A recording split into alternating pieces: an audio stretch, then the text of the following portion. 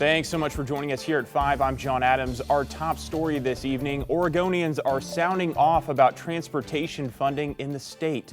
Our Jake Holter joins us live in Salem. And Jake, lawmakers in the House are finally meeting after a delayed start to the session. What do we know?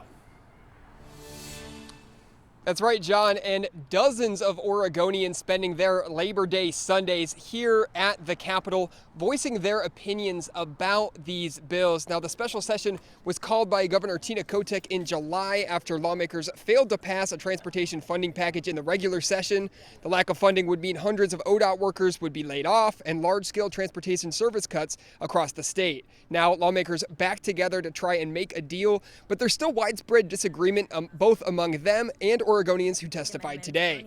Kotek's new proposal is about half the size of the one that failed in regular session. She wants $5.8 billion in new revenue over the next decade, which her office says would focus on preserving jobs and services rather than a transportation overhaul. At the public hearing today, some spoke out opposed to this new proposal, saying it would raise the gas tax and the public transit payroll tax. Others fear the loss of public transit if a bill doesn't pass. I'm blind, and transit is not just an option for me, it is the key to my independence. I use it every day to get to work, shop, to get to medical appointments, attend church, and stay connected within my community. Without transit, I would live a much more isolated life, depending on others for transportation, which means I'm living on their schedule. I've had to make cuts to hours, cutting employees, cutting products just to stay in business. Our city and state has made it obvious we are not valued by what we already contribute. We are not a money tree that when you decide you want more money, that we have to struggle harder or make cuts to our lives to fill your wants. And this special session was set to begin on Friday at noon, but was delayed several times. House lawmakers still in a workshop. The latest that we've heard is that they'll reconvene in the chamber at 5:30 with a vote expected tonight, and the Senate is expected to vote tomorrow morning. John, back to you. Jake, thank you so much for that reporting. We'll, of course, be following developments throughout the rest of the evening. In other news, the start of the Evergreen School District will be delayed even longer due to the ongoing strike of school employees. In an update today, the district says its bargaining team is ready to negotiate this weekend. But the union, which represents paraeducators, bus drivers, and maintenance workers, amongst others, says it won't come to the bargaining table until Tuesday because the district couldn't guarantee administrators wouldn't receive extra pay this weekend. The union says it's fighting for safety and security for students and staff and a competitive living wage. Evergreen Classified President Mindy Trofer Cooper is optimistic a deal can be reached soon. Really want to begin school. That's why we do this work. But we have families of our own, and we need to be able to support them and take care of them. And we need to have enough people in the buildings that want to work for Evergreen School District to help care for their children. Starting on Tuesday, the district will provide free breakfast and lunch to students that can be picked up at 3 separate schools. You can find more information on where those meals are available on our website, kgw.com.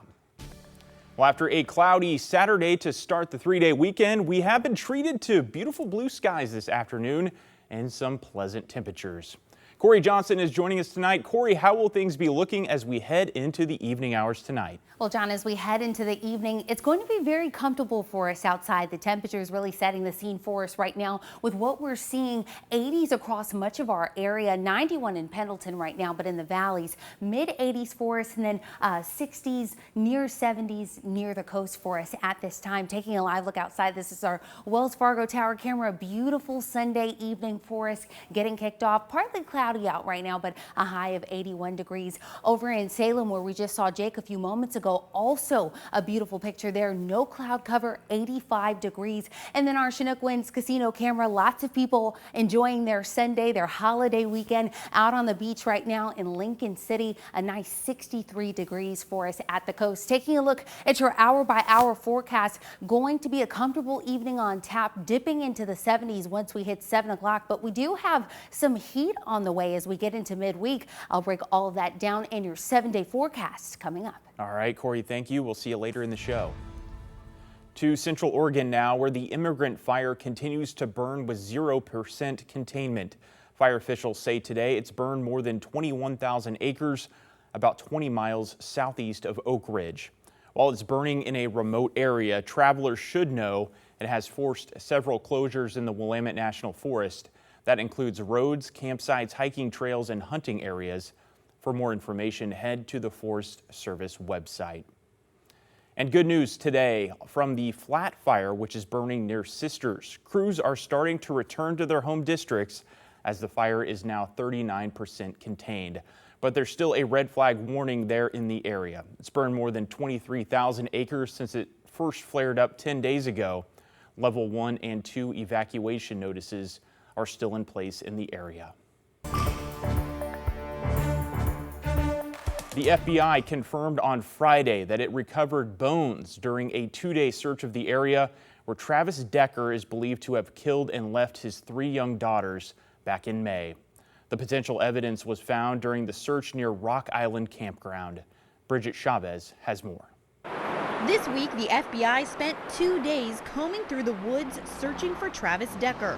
It's the third major search since the accused killer disappeared back in May. I'm glad that their search didn't come up empty. This time they found bones, zip ties, plastic bags, and a woman's earring. And now they can say, okay, we searched it, he's not there, we found some potential evidence. It's still unclear if the bones are human or animal. They're now with anthropologists at Central Washington University. Covering all their bases. Former King County Sheriff John Urquhart says typically a body wouldn't decompose that quickly. It's only been a few months, so I would say no. My guess is, purely a guess, these are going to be animal bones. Animal bones in the woods, in the forest, are very, very common. As for the other items, the FBI is testing all of it to see if it connects to this case. I think what they were most likely looking for was some sign that Travis Decker, the suspect, was alive or dead. And that I don't think they've determined yet, but they certainly didn't find his body within that quarter mile. The Chelan County Sheriff's Office says with new funding and manpower from the FBI, crews were able to push far beyond the original crime scene. Urquhart says none of these clues are definitive, but depending on lab results, this could provide some answers. But it might show which direction he was going when he left the crime scene. And I think that could be valuable just from that alone.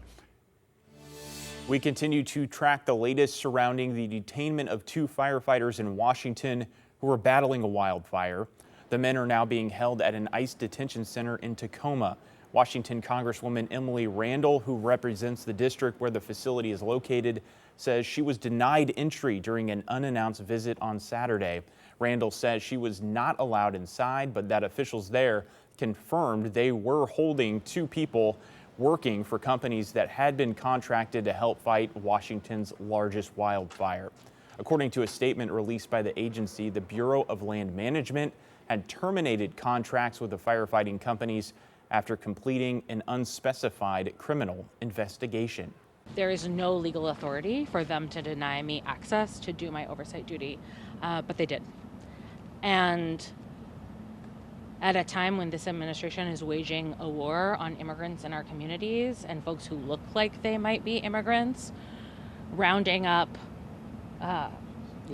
lab workers and roofers and parents and folks who have been here a long time, many of whom are, checking in with immigration to, make sure that they are following the steps that they should be. We are seeing people just rounded up and disappeared.